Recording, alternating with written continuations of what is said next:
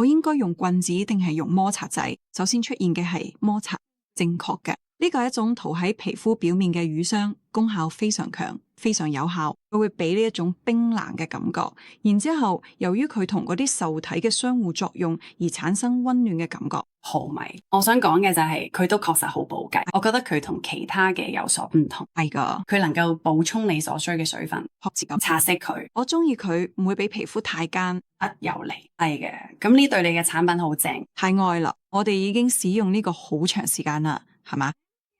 然後咧就出現咗棒狀產品，咁呢個真係好好啊，因為佢而家唔再係乳霜，而係一種可以塗抹喺皮膚上嘅固體。好多媽媽都中意咁樣，因為佢唔會沾到你嘅手指上，然後擦到小眼睛或者係其他地方，就好似咁。係噶，所以呢個係一個可行嘅辦法。我會將佢抌埋我嘅包裏邊，抌埋我嘅手包裏邊。而兩者之間嘅區別，其中個主要區別亦都包括古巴香脂精油。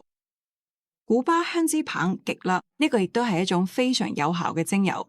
當我哋嘅身體需要幫助嘅時候，佢可以幫助我哋感到舒適，而且佢實際上有助於更深入咁滲透到皮膚裏邊。有啲人中意呢個，因為佢好方便，而且佢可以滲入身體。有啲人中意呢個，因為佢真係有種強烈嘅涼感，跟住又有暖感，所以